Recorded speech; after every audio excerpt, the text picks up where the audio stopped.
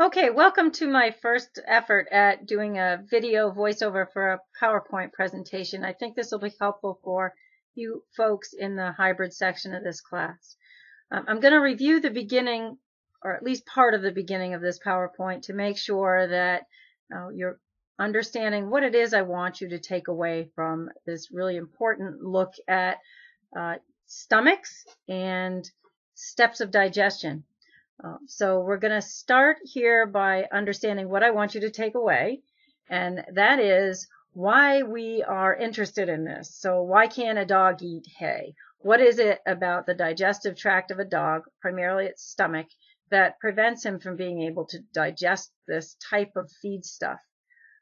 And why it is we choose different classifications of feed stuff to provide nutrients for this dog. Essentially, the nutrients for a dog and a horse are going to be similar. It's how they get them and how they're able to digest them based on their stomach type that we need to make sure we understand. So when we consider a horse, we consider a variety of classifications of feedstuff, but we cannot consider them all equally. And that is largely because of the stomach and the way this particular animal digests its food. And so understanding what that stomach is like, what the steps of digestion are, will help us really better understand how we're going to get the required nutrients from what particular classifications of feedstuff we're going to choose to do that. So when we talk about horses, we will make sure we understand that hay or forage must be considered first.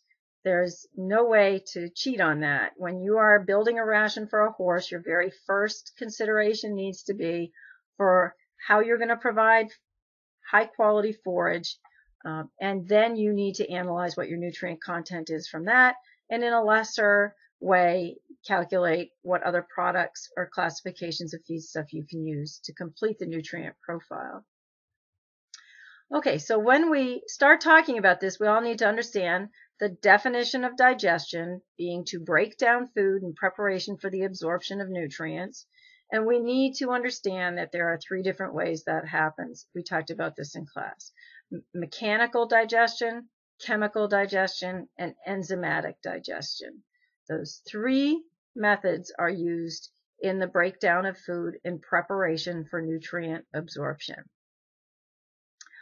Okay, so then when we consider that we're going to classify digestive systems by stomach, we're going to look at what three different types of digestive tracts there are, and those are monogastrics first, which have, as we noted, a simple stomach. You, me, a dog, a cat, a pig, all monogastrics. The next one that we'll consider is a horse, and they are extremely unique. Although they are technically classified as monogastrics, we look at them in a rather different category as being very uniquely challenged. Last, we'll talk about ruminants, cattle, sheep, goats. They have a more complex stomach that has more than one stomach compartment by definition. Cattle, sheep, goats, 4 compartments in that stomach. And we need to understand why that's the case. We'll talk more about it, but they'll have one particular compartment in the stomach that will act much like the stomach of a monogastric or a horse. In addition to, or in partnership with the type of digestive system an animal has, we look at how they digest food, and that is relative to the type of diet they have. And again, you probably all remember that we have 3 types of digestive categories: carnivores, omnivores, and herbivores. Carnivores being meat eaters, omnivores being animals that can either eat a meat or plant diet, and herbivores, which must rely strictly on a plant-based diet. Those animals can do that because they can ferment their food. This diagram here will be really helpful to you in starting to get a comparative view of digestive tracts of mammals. I've blown it up and attached it to Blackboard for you separately, so you can get a good look at that up close and use it to do your diagrams. It also will start to give you, I want you to look at stomach size comparatively and the size of a cecum comparatively. These will help you understand where animals ferment and how they break down plant material better. Steps of digestion, the other thing I want you to take away from this. So we have prehension, which is getting food into the mouth, first step. Chewing, second step. Salivation, this starts to bring in chemicals to help the stomach break down food, start to break out nutrients. Next, you have swallowing or deglutition. And then what you'll have, we'll talk about anabolism and catabolism, two terms that are not on this PowerPoint. We'll talk about those, and I'll post you a little information on those somewhere on Blackboard to supplement this video. But that's the breakdown of components, catabolism, and putting components together, anabolism. We'll talk more about those, but there are actually two steps of digestion that help break down and put together pieces for absorption of nutrients. And that happens with the aid of chemical breakdown in the stomach.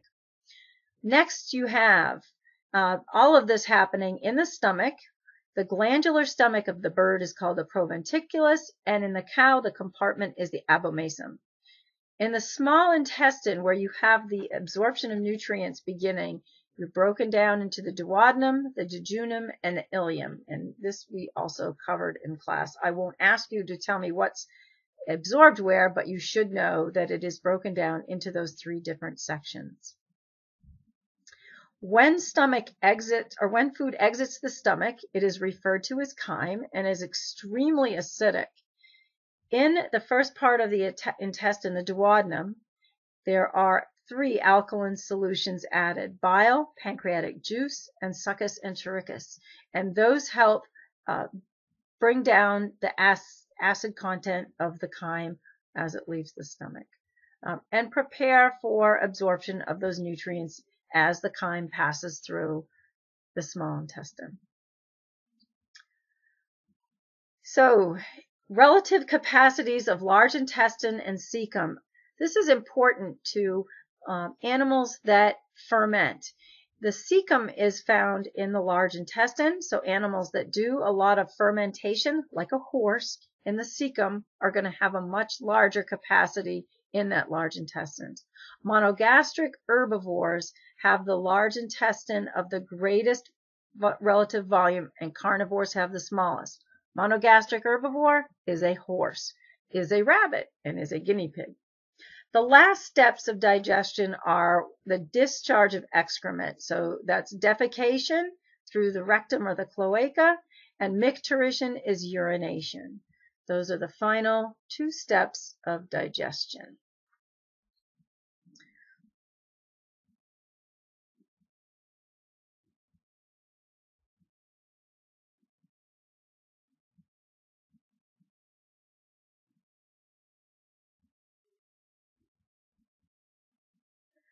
Okay, now we have here a diagram of a monogastric pig.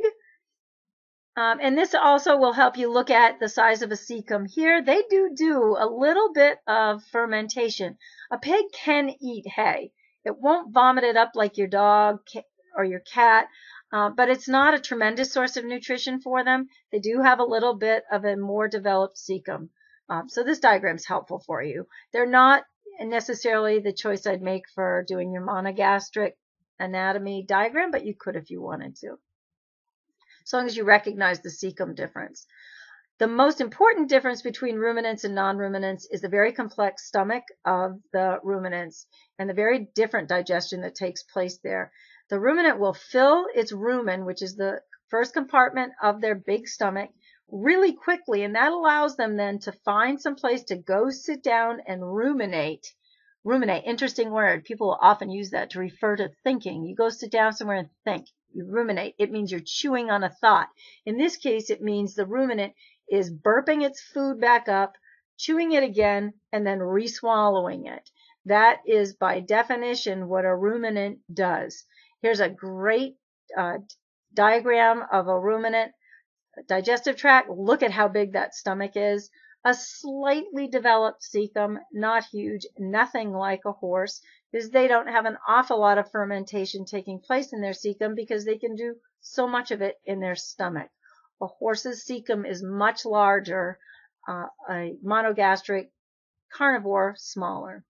And here is a diagram of the stomach of the ruminant broken down even more. Shows you that rumen reticular groove, and we'll talk a little bit about that, what happens in a cow when it's out grazing and eats things it shouldn't, and how we can control where, let's say, nails or things like that, foreign objects, land in the stomach of the ruminant, how it relates to something called hardware disease. If you're curious and you have a few minutes of time, look up hardware disease. Eructation is a very important mechanism for ruminants. The large quantities of gas produced by the rumen microorganisms in fermentation have to get out. And so they do that by eructation. That's a big fancy word for burping. Really important process. If a ruminant eats something that it shouldn't, produces too much gas without a way to get it out, that can be lethal to the ruminant. Very important process, eructation. This diagram shows you a little bit about the benefits of the microorganism without which ruminants can't survive. This fermentation process is a really great example of symbiosis. There are 3 different classifications of microorganisms that live in the rumen. We'll take a little bit of a look at those. You have fungi, you have bacteria, and you have protozoa, all 3 of those. Fungi, bacteria, and protozoa. If those die, if you feed your ruminant something it shouldn't eat and you kill those microorganisms, the animal will also die. This microbial fermentation gives the animal a tremendous ability to digest different things that we could not. They would have no value to a human. That's the value. The disadvantage is that it can destroy essential nutrients, and we'll talk about that. Those microorganisms can eat things that the animal needs. So in many cases, we have to look at creating diets that have things called rumen bypass nutrients, and we'll talk later on in the course more about that. Here's the digestive tract of an avian. They're very similar to a monogastric, but they lack teeth, and they have a gizzard and a crop which actually serve the purpose of teeth. They grind, break down food. Okay. Here we are. Here's your horse. This is really, really great diagram that shows how large that cecum is. We need to remember that rabbits and guinea pigs have digestive tracts similar to horses. People, as I mentioned to you in class, like to treat these as dogs and cats. They are not. They have bacteria in the cecal area that allow them to digest fiber just as a ruminant does in the rumen. Not as efficiently, not as effectively, and really in kind of an odd place in the digestive tract. So anyway, the horse has some important distinctions. Small stomach.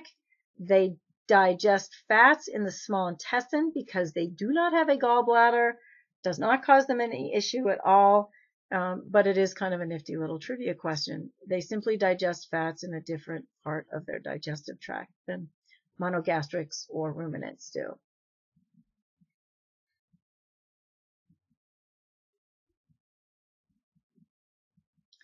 All right, so in summary, I think you can read through this.